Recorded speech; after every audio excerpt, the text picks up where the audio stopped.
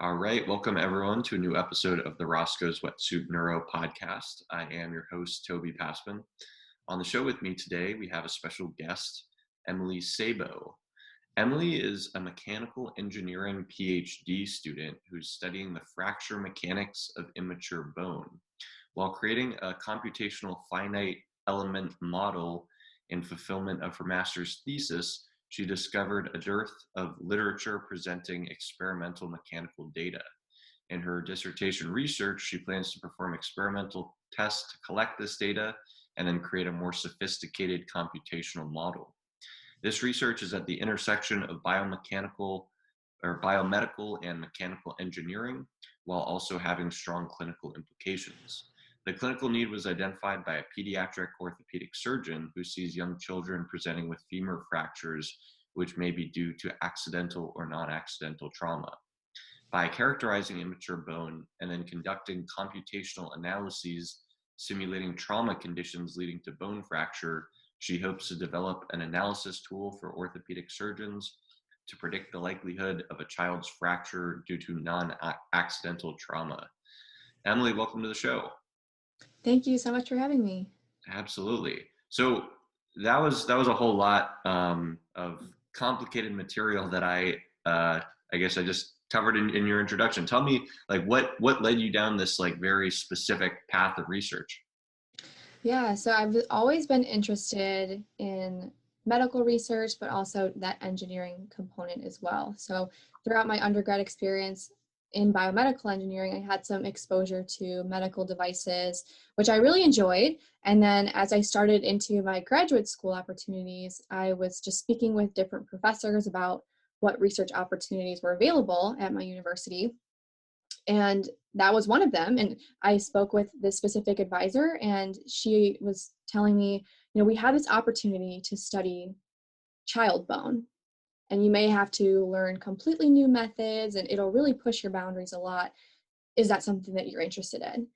And I toyed back and forth with the idea, and I just automatically, just my gut feeling was, yes, I want to go through with this. I want to be able to challenge myself, but also create something that's beneficial for others. And so that's kind of what I got. Basically just stumbled on the opportunity for my master's thesis, and then completed that work. And then about halfway through decided, oh, I really like this work, and I think there's a lot that can be done with it.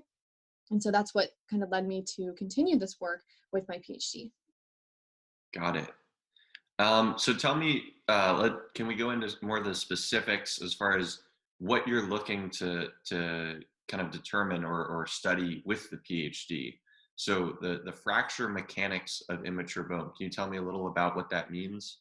Yeah, so our orthopedic surgeon that I'm working with, she has kids coming in with broken legs, arms, just various injuries, and she's seen a lot of femur fractures. So the femur is typically in adults like one of the hardest bones to break in your body, but in kids, it's a little bit rare for kids to be breaking their bones at that young age as well. And so she was having a lot of kids come in with suspicious looking fractures from a clinical sense, and so came to us as an institution and said, okay, can you help me try to figure out what's the likelihood that a child has undergone an accidental trauma, maybe something like a car accident or falling off a swing, versus a non-accidental trauma. Maybe their parent or guardian would push them off a swing or is intentionally hurting them. And so that's kind of the overarching goal, is to determine that likelihood of accidental or non-accidental trauma. But some of those fracture mechanics are things like, what's the force required to break a child's bone when they're 1 week old, 1 month old, 2 years old, etc. And then we would also, that's kind of the baseline. And then looking a little bit more complex, we would look at, if you fall down the stairs, what's the energy that's required to break your bone? And is it going to break in a specific spot every time? Is that based on age? Is that based on just that child's background, how much they exercise? There's a lot of factors here at play, and there's a lot of unknowns. So some of those unknowns are things like that force required for fracture, like the energy required for fracture, but also some of those more engineering terms. So we hear about things like elastic modulus, material properties, size, density, and some of those things that we also have really no clue what they're like. So typically what the literature will do is they'll actually scale down properties from adults. And research has actually found that we can't necessarily just scale the properties down. Like children are not just small adults, especially when we're talking about bone in a mechanical sense. So there's a lot of open questions. And so basically really any mechanical test could be done. We can look at things like if the bone fractures in bending, if you break it in tension, compression, there's a lot of questions and a lot of opportunities to make that characterization and look further into the fracture mechanics. Okay. And is this like the implications of this research, like is this going to get like put into like law enforcement and stuff, like investigations of these sort of potential, like, I guess, child abuse? Yeah, maybe. It's hard to say right now where it's exactly going to go, just because there's a lot of preliminary work that needs to be done before we can even create a model that says if a child falls this way, this is the likelihood of accidental trauma or non-accidental trauma. But I think my vision is that one day it could be used in a law enforcement sense. It could also just be used in a hospital, kind of like behind the scenes. So that way, you know, you're not accusing a parent of hurting their child, but then if a clinician does suspect it, maybe they can do some, you know, behind the scenes analysis and say, okay, well, maybe, and if it is potentially non-accidental trauma, then they can take steps to rectify that. And if it's not, then, you know, they don't even have to say anything to the parent. You don't really never want to accuse a parent of hurting their child, for sure. And so what are some of the metrics as far as being able to determine whether a certain break, a certain fracture is accidental versus non-accidental? Like what are you looking at specifically?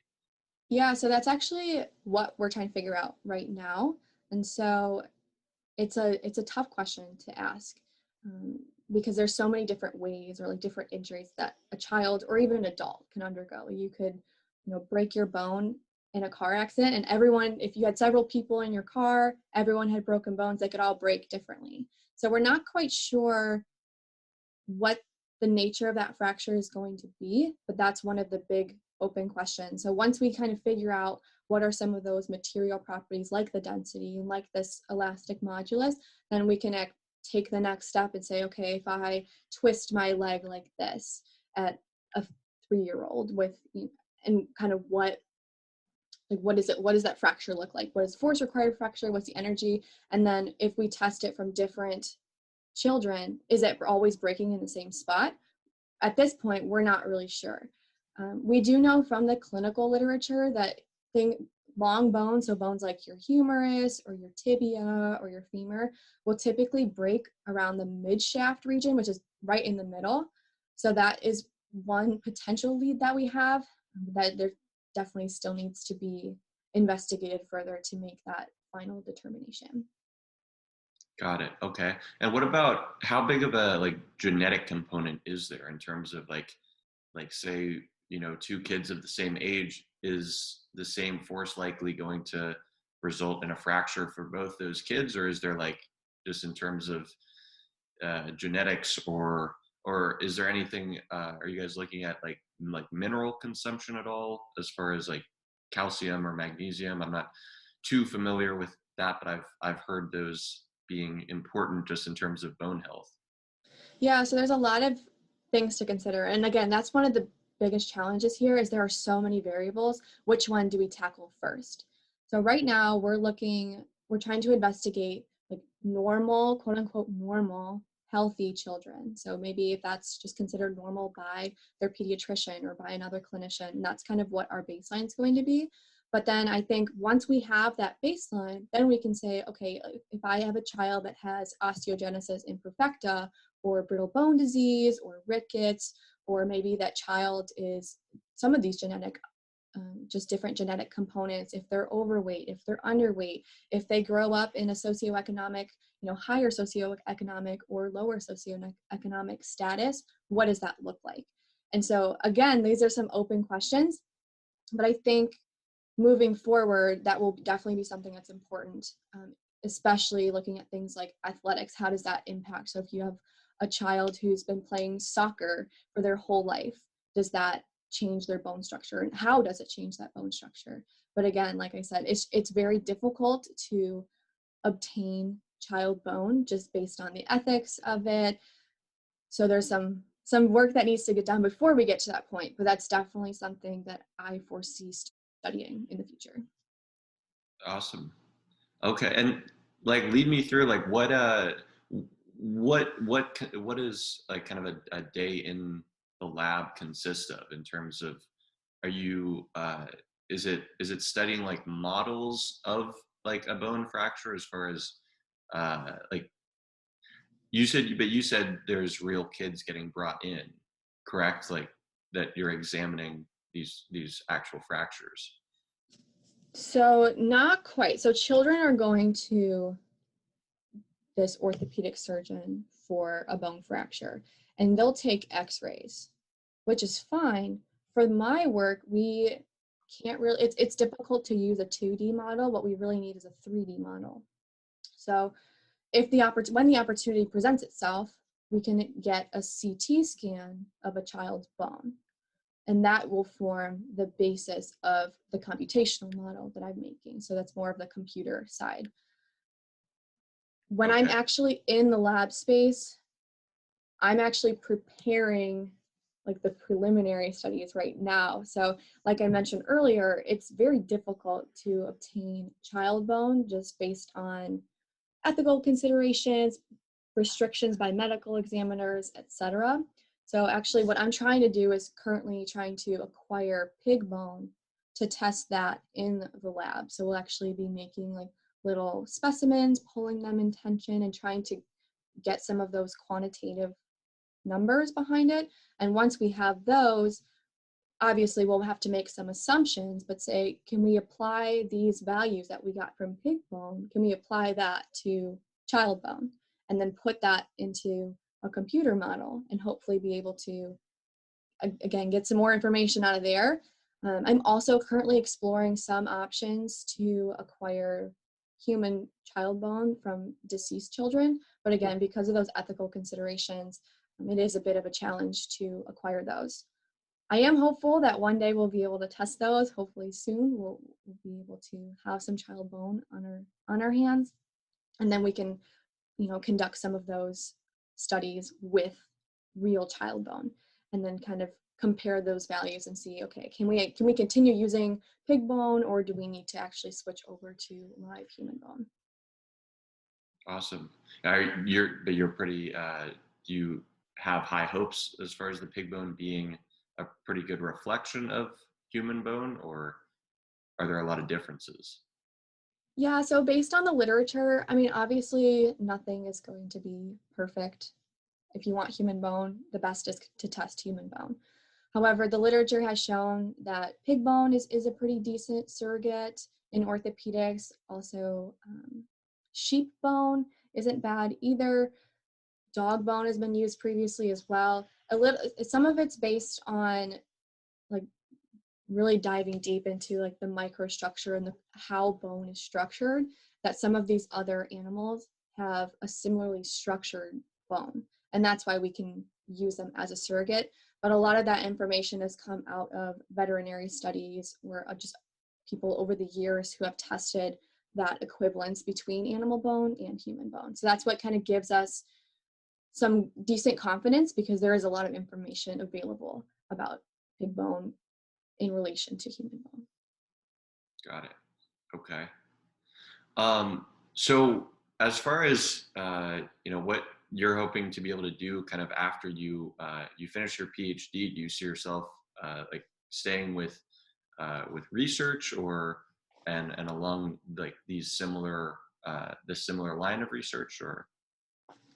Yeah, so I've actually been thinking about that a lot lately, just planning life and whatnot.